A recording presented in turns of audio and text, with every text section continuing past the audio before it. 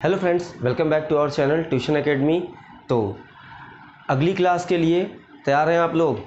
चलिए तो अगली क्लास की तरफ बढ़ते हैं। पिछली क्लासेस में हमने कुछ डेफिनेशंस और कुछ छोटी मोटी प्रूविंग्स पढ़ ली थी और एक वैद्युत द्विध्रुव इलेक्ट्रिक डाइपोल के बारे में पढ़ लिया था। ठीक है, अब इस वीडियो में हम वहाँ से आगे प्रोसीड करेंगे। इलेक्ट्रिक डाइपोल पे बेस्ड दो प्रूविंग हैं जो कई बार ज़्यादा बार बोर्ड के पेपर में पूछे जा चुके हैं, तो काफ़ी इंपॉर्टेंट प्रूविंग है। तो आज हम उसी इंपॉर्टेंट प्रूविंग को डिस्कस करेंगे। ठीक है, तो चलिए डिस्कस करते हैं पहली प्रूविंग। जो पहली प्रूविंग है हमारी वो है electric field intensity due to electric dipole in axial position.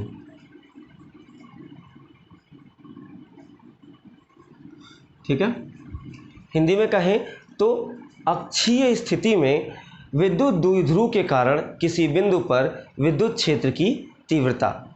ठीक है, इसको हिंदी में भी लिख देते हैं। अक्षीय स्थिति में किसी बिंदु पर विद्युत क्षेत्र की तीव्रता। ठीक है, ये हमको निकालनी है। ठीक है, मोस्टली ये पेपर में पूछा जाता है, कई बार पूछा गया है पेपर में भी। तो डिस्कस करते हैं। थोड़ी सी प्रूविंग हमारी ये लंबी है, लेकिन बिल्कुल पेशेंस के साथ और कंसंट्रेट होकर समझेंगे तो बिल्कुल इजी प्रूविंग है। इसमें केवल कैलकुलेशन बस है, बहुत ज़्यादा कॉन्सेप्ट्स नहीं लगाने हैं। तो थोड़े बहुत कॉन्सेप्ट हैं वो मैं आपको बिल्कुल अभी क्लियर करा दूंगा।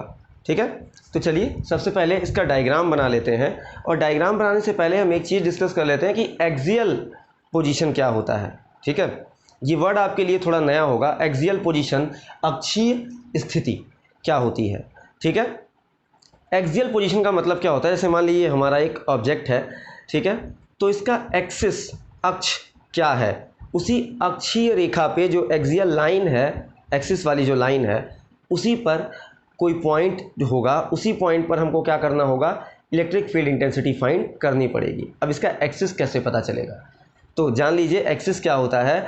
किसी भी ऑब्जेक्ट का जो एक्सिस होता है वो उस ऑब्जेक्ट के दोनों पोल्स से या दोनों किनारों से पास होके, दोनों किनारों से और उसके सेंटर से, केंद्र से, तीनों से पास होके जाता है। वही क्या होता है? उसका अक्ष, उसका एक्सिस होता है। ठीक है, ऐसी लाइन जो किसी ऑब्जेक्ट के दोनों एंड, दोनों किनारों से और उसके केंद्र से, सेंटर से पास होके जाती है, वो क्या कहलाती है? अक्षीय लाइन या एक्सियल लाइन कहलाती है। ठीक है, अच्छा तो डायग्राम बना लेते हैं। ये क्या था हमारा? हमने मान लिया हमारे पास एक क्या है? इलेक्ट्रिक डाइपोल है। यहाँ बनाते हैं, थोड़ा डायग्राम बड़ा सा है। हमारे पास एक इलेक्ट्रिक डाइपोल है जिसमें एक जो चार्ज है वो क्या है? माइनस क्यू, और एक जो चार्ज है वो क्या है? Plus Q. ये चार्ज हमारा पॉइंट ए पर है और ये चार्ज हमारा पॉइंट बी पर है। ये इतनी चीज़ें मैं आपको बना के एक्सप्लेन क्यों कर रहा हूँ? इसलिए कर रहा हूँ क्योंकि यहाँ पे जो थियरी है वो लिखवा पाना थोड़ा पॉसिबल नहीं है आपके लिए। इसलिए मैं थियरी आपको बताता जा रहा हूँ और वो थियरी आप अपने मन से लिख लेंगे कि आपको थियरी में लिखना क्या क्या है। ठीक है, तो आपको थियरी कहाँ से स्टार्ट करनी है? यहीं से कि हमारे पास एक डाइपोल है जिसमें क्या है? दो पोल्स हैं, एक नेगेटिव और एक पॉजिटिव। इसमें एक पॉइंट ए है और एक पॉइंट बी है। पॉइंट ए पर एक चार्ज हमारा क्या है? माइनस, और एक चार्ज हमारा क्या है? Plus Q.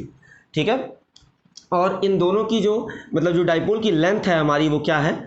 2L है। जो मैंने डाइपोल पढ़ाते वक्त आपको बता दिया था कि लेंथ क्या रखते हैं हमेशा? 2L या 2A यूज़ करते हैं। ठीक है, ये इसका सेंटर पॉइंट है जिसको हमने किससे डिनोट कर रखा है? O से। और इसकी एक्सियल लाइन की बात करें तो देखिए एक्सियल लाइन क्या होगा? इसके दोनों पोल से और सेंटर से पास होके एक लाइन जाएगी जिसको हम क्या कहेंगे? एक्सियल लाइन कहेंगे। ठीक है, इसी एक्सियल लाइन पर एक पॉइंट है कैपिटल P, जिस पॉइंट पे हमको क्या करना है? इलेक्ट्रिक फील्ड इंटेंसिटी फाइंड करनी है, विद्युत क्षेत्र की तीव्रता ज्ञात करनी है। ठीक है, इसकी जो डिस्टेंस है वो सेंटर से ली जाती है, उसकी डिस्टेंस क्या है, r। हमने सेंटर से इसकी डिस्टेंस क्या अज्यूम की है, स्मॉल r अज्यूम किया हुआ है। ठीक है, लेकिन अगर हमको इलेक्ट्रिक फील्ड इंटेंसिटी निकालनी है तो हमको जो डिस्टेंस चाहिए होगा वो हमेशा इस चार्ज से इस पॉइंट तक का और इस चार्ज से इस पॉइंट तक का डिस्टेंस चाहिए होगा। ठीक है, तो वो हम नॉर्मली निकाल सकते हैं। जैसे मान लीजिए, देखिए ये पूरी डिस्टेंस क्या है, r है, और ये चूंकि सेंटर है तो इसकी हाफ डिस्टेंस क्या होगी, ये हो जाएगी हमारी l, और ये क्या हो जाएगी, l। ठीक है, मतलब दोनों हाफ में क्या हो जाएगा, l और l हो जाएगा। ठीक है, और ये टोटल r डिस्टेंस है, ये l है, तो ये बचा वाला कितना होगा, r में से इस l को सब्ट्रैक्ट कर देंगे तो ये वाली डिस्टेंस है वो क्या होगी, मिल जाएगी। तो ये डिस्टेंस हमारी क्या होगी, r माइनस l। ठीक है, पॉइंट बी से पॉइंट पी तक की डिस्टेंस क्या होगी, r माइनस l होगी। इसी तरह यहाँ तक कितनी है, r, और हमको डिस्टेंस कहाँ से चाहिए, यहाँ से, तो इस r को और इस l को ऐड कर देंगे तो हमको टोटल डिस्टेंस मिल जाएगी। तो a से p तक की जो डिस्टेंस है वो क्या है हमारी, r प्लस l है। ठीक है, ये हमारी डिस्टेंस हो गई। ये हमारा डायग्राम बनके तैयार हो गया है। ठीक है, क्लियर तरीके से ध्यान से देखिएगा तो ये चीज़ें समझ में आएगी। मैं प्लस क्यू को यहाँ शिफ्ट कर दे रहा हूँ ताकि ये थोड़ा सा साफ हो जाए, क्लियर हो जाए। ठीक है, कोई डाउट ना रहे। ठीक, अच्छा, ये हमारा डायग्राम हो गया। अब हम इस पॉइंट पे इलेक्ट्रिक फील्ड इंटेंसिटी फाइंड करेंगे। ठीक है, तो देखिए हमने इससे पहले के वीडियो में एक चीज़ देखा था, एक प्रूविंग किया था, किसी एक पॉइंट चार्ज के कारण किसी एक दूसरे पॉइंट पर इलेक्ट्रिक फील्ड की इंटेंसिटी निकालना। हम कैसे निकालते हैं उसका फॉर्मूला हमने डिराइव कर लिया था। ठीक है, तो वहाँ पे क्या था हमारे पास, वहाँ पे हमारे पास केवल एक पॉइंट चार्ज था, लेकिन ये जो डाइपोल होता है हमारा वो दो पॉइंट चार्जेस से मिलके बना होता है। देखिए, एक प्लस क्यू और एक माइनस क्यू। ठीक है, तो अब हम कैसे निकालेंगे, तो हम क्या करेंगे, उसी चीज़ का यूज करके हम इसका फॉर्मूला डिराइव करेंगे। कैसे करेंगे, हम एक बार क्या करते हैं, प्लस क्यू के कारण इस पॉइंट पे इलेक्ट्रिक फील्ड निकाल लेते हैं, प्लस क्यू चार्ज के कारण, और एक बार माइनस क्यू चार्ज के कारण क्या कर लेते हैं, निकाल लेते हैं। ठीक है, चूँकि इलेक्ट्रिक फील्ड इंटेंसिटी क्या है हमारी, एक वेक्टर क्वांटिटी है, तो हम क्या करेंगे, वेक्टर एडिशन के लॉ से दोनों के कारण जो इंटेंसिटी इस पे आएगी उसको क्या करेंगे, ऐड कर लेंगे। ठीक है, वेक्टर एडिशन के रूल से, तो हमको क्या मिल जाएगा, इस पॉइंट पे टोटल इलेक्ट्रिक फील्ड इंटेंसिटी मिल जाएगी। ठीक है, तो पहले हम E1 और E2 की वैल्यू निकाल लेते हैं, फिर वेक्टर एडिशन की बात करेंगे कि उसको ऐड कैसे करना है। ठीक है, तो निकालते हैं हम। तो क्या करेंगे हम, अगर हम ये मान लेते हैं कि प्लस क्यू चार्ज के कारण क्या है, इस पे इलेक्ट्रिक फील्ड इंटेंसिटी क्या है, E1, और माइनस क्यू के कारण इस पे क्या है, E2।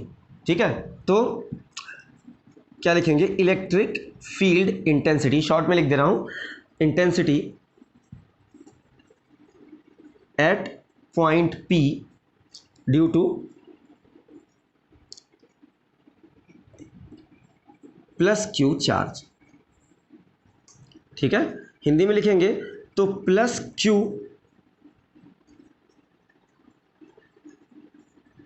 आवेश के कारण बिंदु P पर विद्युत क्षेत्र की तीव्रता, इसको भी शॉर्ट में लिख दिया है, विद्युत क्षेत्र की तीव्रता क्या होगी, हमने इसको क्या अज्यूम किया है, E1 मान लिया है। E1 इक्वल टू क्या होगा, 1/4 pi epsilon not Q upon R square. ये फॉर्मूला हमने एक पॉइंट चार्ज के वजह से किसी एक पॉइंट पर इलेक्ट्रिक फील्ड इंटेंसिटी फाइंड करने के लिए डिराइव किया था। ठीक है, यही फार्मूला होता है। अब ये फार्मूला चेंज कैसे होगा, देखिए ये तो कांस्टेंट है, ये तो चेंज होगा नहीं, 1/4 पाई एप्सिलॉन नॉट क्यू क्या है, क्यू वो चार्ज है जिसके कारण हम इलेक्ट्रिक फील्ड इंटेंसिटी फाइंड कर रहे हैं। तो अभी हम किसके कारण फाइंड कर रहे हैं, प्लस क्यू के कारण, तो हमने यहाँ देखिए क्यू रख दिया है। यहाँ हम साइन नहीं रखते हैं, प्लस क्यू के कारण भी निकालेंगे तो यहाँ प्लस या माइनस नहीं रखेंगे, और माइनस के कारण भी निकालेंगे तो यहाँ प्लस माइनस नहीं रखेंगे। ठीक है, क्योंकि ये वेक्टर क्वांटिटी है, ये प्लस और माइनस क्या करेगा, जो डायरेक्शन बताएगा वो अपने आप एडजस्ट हो जाएगा। ठीक है, तो यहाँ पे हमने q रख दिया, चार्ज यहाँ भी q है, वहाँ भी q था, तो यहाँ कोई चेंज नहीं आएगा। बस डिस्टेंस क्या है, इस पॉइंट और इस पॉइंट के बीच की डिस्टेंस क्या है, r माइनस एल।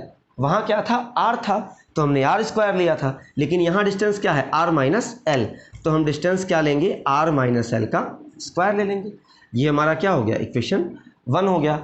सेम चीज़ हम लिखेंगे फॉर नेगेटिव q चार्ज, मतलब माइनस q आवेश के लिए, माइनस q आवेश के लिए अगर हम बात करें तो क्या होगा, माइनस q आवेश के लिए अगर हम इस पॉइंट P पर विद्युत क्षेत्र की तीव्रता, इलेक्ट्रिक फील्ड इंटेंसिटी फाइंड करें तो उसको हम क्या कहते हैं, हमने अज्यूम कर लिया कि वो क्या है, E2 है।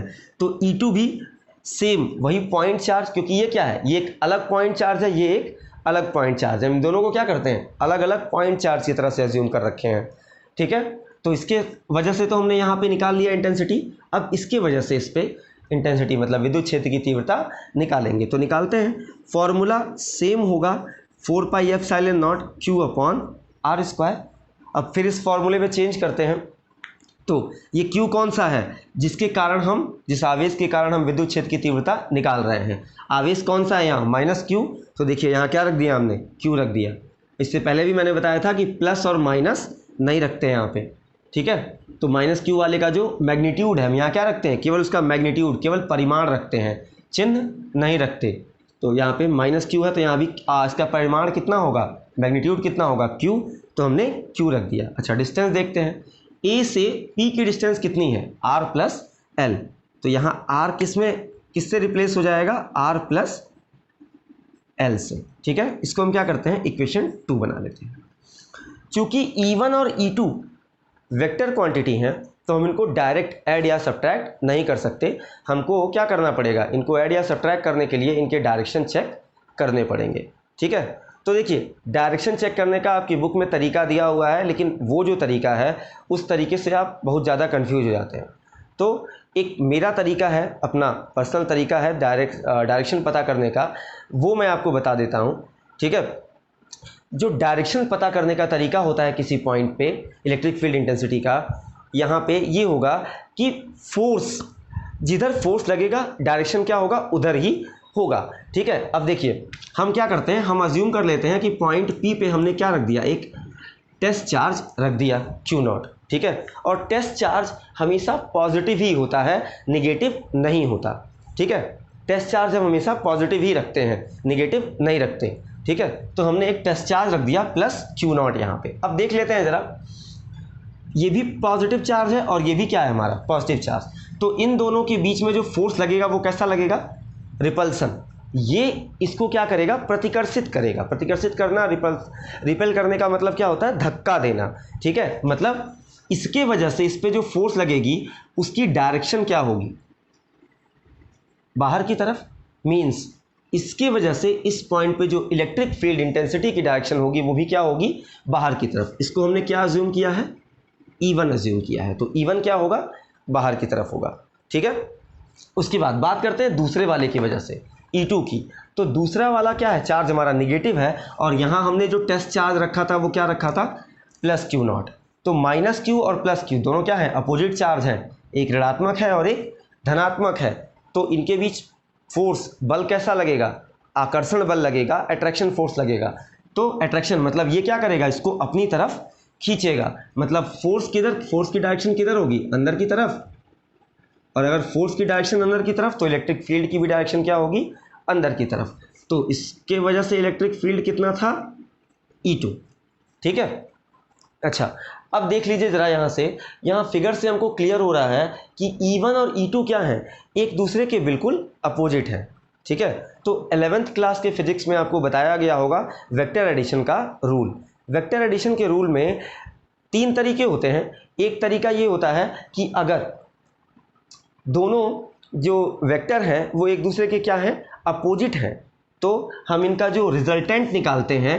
मान लिया हमारे पास एक वेक्टर A है और एक वेक्टर क्या है, B है, और दोनों क्या है, अपोजिट, मतलब एक दूसरे के क्या है, विपरीत हैं अगर। ठीक है, तो इनका जो रिजल्टेंट होता है वो हमेशा बड़े वाले में से छोटे वाले वेक्टर को क्या करते हैं, सब्ट्रैक्ट कर देते हैं।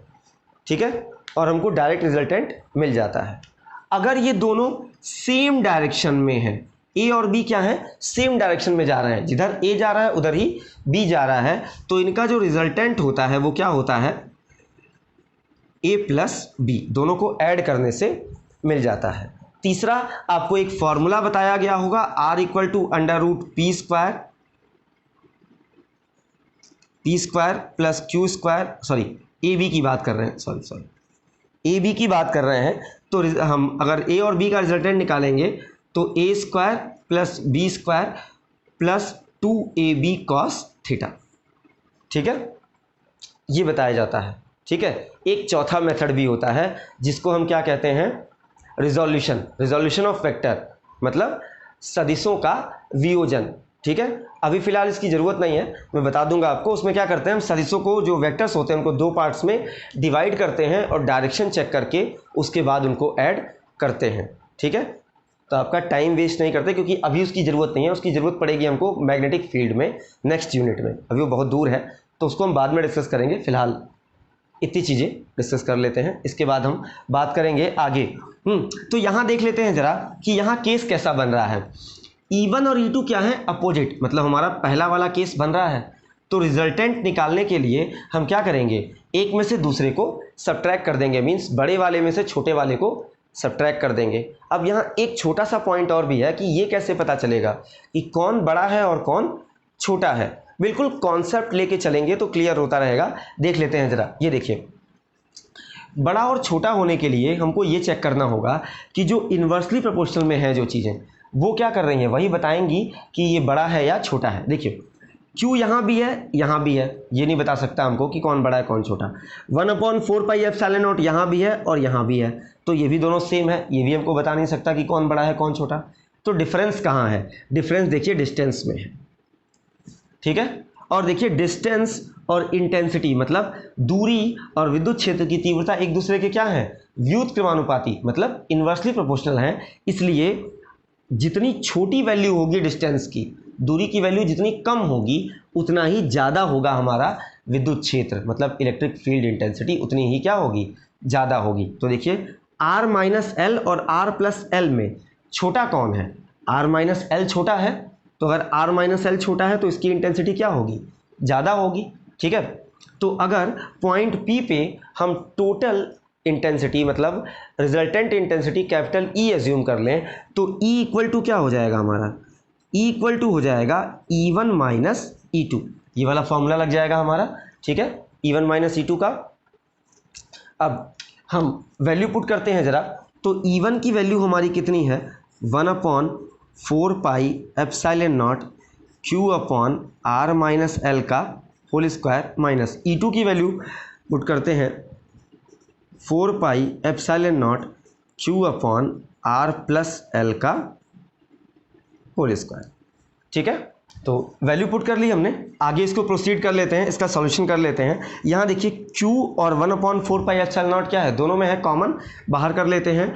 तो यहाँ से E इक्वल टू क्या आ गया, हम Q/4πε0 क्या कर लेते हैं, कॉमन। ठीक है, तो यहाँ क्या बचेगा, 1/r-l का होल स्क्वायर अपॉन r+l का होल स्क्वायर। ठीक है, अब यहाँ देखिए, ये नॉर्मल सी चीज़ जो ये है वो तो उतरता ही जाएगा। यहाँ हम क्या ले लेते हैं, एलसीएम, तो r-l और ये हो जाएगा r+l का, r-l का होल स्क्वायर और r+l का होल स्क्वायर क्या हो जाएगा, एलसीएम। यहाँ क्या आएगा हमारा, r+l का होल स्क्वायर माइनस r-l का होल स्क्वायर। ठीक है, देखिए r-l के होल स्क्वायर से डिवाइड करेंगे एलसीएम में। ठीक है, तो ये कटेगा, ये r+l बच जाएगा, ऊपर मल्टीप्लाई कर देंगे, r+l से r+l वाला कट जाएगा, r-l बचेगा, इसका ऊपर मल्टीप्लाई कर देंगे। अब इसको हम एक्सपेंड करते हैं, और एक्सपेंड करेंगे जब, तो ये क्या हो जाएगा, ऊपर क्या बचेगा। ठीक है, इसको हम डायरेक्ट सॉल्व कर देते हैं। ठीक है, इतना तो आप नॉर्मली सॉल्व कर ही सकते हैं। अब यहाँ क्या करना है, a+b का होल स्क्वायर और यहाँ a-b का होल स्क्वायर लगाना है, और लगा के इसको क्या करना है, एक्सपेंड करेंगे, और ये माइनस से जब अंदर मल्टीप्लाई करेंगे तो अंदर के साइन क्या हो जाएंगे, चेंज, और r स्क्वायर से r स्क्वायर और l स्क्वायर से l स्क्वायर कैंसिल आउट हो जाएगा। यहाँ ऊपर क्या बचेगा, ऊपर बचेगा हमारा 2rl, और इसमें भी क्या होगा, प्लस 2rl।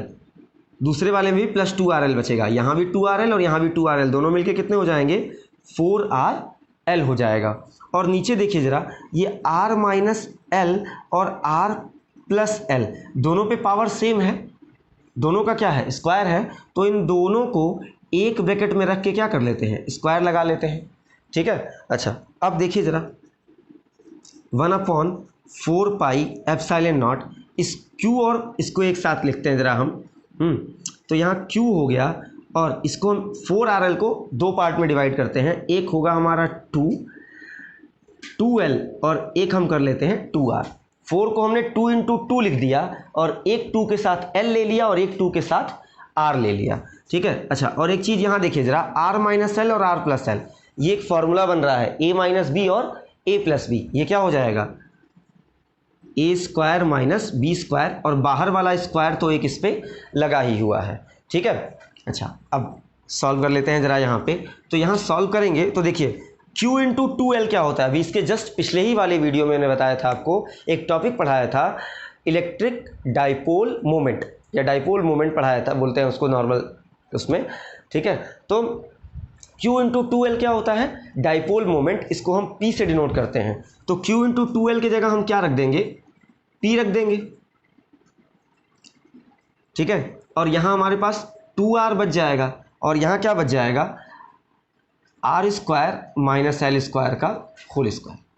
अच्छा जब मैं पिछले वीडियो में आपको इलेक्ट्रिक डाइपोल पढ़ा रहा था, तो इलेक्ट्रिक डाइपोल में मैंने आपको एक चीज़ बताई थी कि ये जो दोनों चार्जेस होते हैं -Q और +Q, ये दोनों एक दूसरे से बहुत नज़दीक होते हैं, कुछ नैनोमीटर या माइक्रोमीटर में होते हैं, इसलिए ये जो लेंथ होती है इसकी ना बीच वाली 2L वो बहुत छोटी होगी, और हमने उसको भी क्या कर दिया हाफ कर दिया।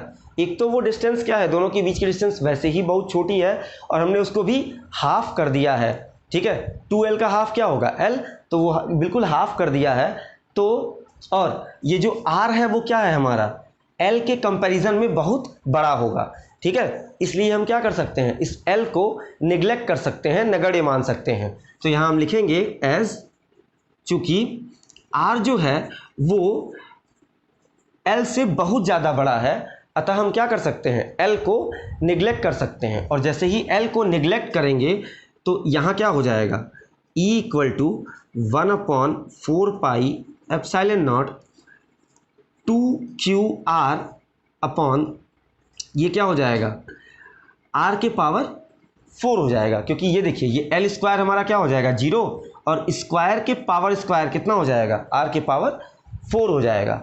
इस R से एक पावर कट करेंगे तो E की वैल्यू कितनी हो जाएगी 1/4 pi epsilon not 2Q upon RQ, यही हमारा रिक्वायर्ड फॉर्मूला है, ठीक है। आप इसकी प्रूविंग को एक बार दोबारा से देख लेंगे। हमने क्या किया, सबसे पहले एक डाइपोल बनाया, जो थ्योरी लिखनी थी। डाइपोल में क्या था, एक पॉइंट A था एक पॉइंट B था। पॉइंट A पे -Q चार्ज था, पॉइंट B पे +Q चार्ज था। इन दोनों के बीच की डिस्टेंस क्या थी 2L, ठीक है। इसका एक सेंटर हमने अज्यूम किया O से A, और O से A की दूरी और O से B की दूरी क्या है हमारी L, और L दो पार्ट में डिवाइड हो गया, ठीक है। और इसी सेंटर से R डिस्टेंस पर एक्सियल लाइन पर अक्षीय रेखा पर एक बिंदु P था, जहां पे हमको विद्युत क्षेत्र की तीव्रता इलेक्ट्रिक फील्ड इंटेंसिटी फाइंड करनी थी। इससे पहले हम लोगों ने फॉर्मूले में पढ़ रखा था कि क्या करना था हमको, एक बिंदु आवेश के कारण, किसी एक पॉइंट चार्ज के कारण किसी दूसरे पॉइंट पर इलेक्ट्रिक फील्ड इंटेंसिटी कैसे निकालते हैं, उसका फॉर्मूला हमने पता कर लिया था। तो हमने एक बार इसको सिंगल पॉइंट चार्ज मान लिया और इस पर इलेक्ट्रिक फील्ड इंटेंसिटी निकाल ली, एक बार इसको सिंगल पॉइंट चार्ज मान लिया और इलेक्ट्रिक फील्ड इंटेंसिटी निकाल ली। फिर डायरेक्शन चेक किया था, चूंकि ये दोनों क्या हैं अपोजिट हैं, तो इसका रिजल्टेंट कैसे निकालेंगे, बड़े में से छोटे को सब्ट्रैक्ट करके। बड़ा छोटा कैसे पता किया था, जिसका डिस्टेंस क्या होगा कम, उसकी इंटेंसिटी क्या होगी ज़्यादा, क्योंकि ये दोनों एक दूसरे के इन्वर्सली प्रोपोर्शनल मतलब व्युत्क्रमानुपाती हैं, ठीक है। तो व्युत्क्रमानुपाती में क्या होता है, मतलब अगर ये छोटा है तो ये क्या आएगा बड़ा, और अगर ये बड़ा है तो ये क्या आएगा छोटा, ठीक है।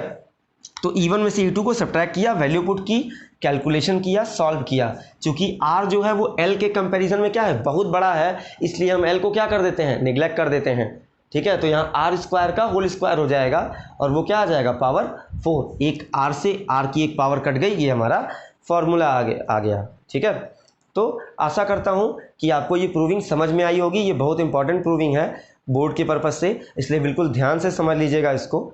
और अगर आपको वीडियो अच्छा लगा, चीज़ें समझ में आई हैं, तो वीडियो पे लाइक करें, कमेंट करें और अपने दोस्तों के साथ शेयर करें। और अगर आप हमारे चैनल पर नए हैं तो हमारे चैनल को सब्सक्राइब करके बेल आइकन दबा दें ताकि हमारी नोटिफिकेशन आप तक सबसे पहले पहुंच जाए। Thank you.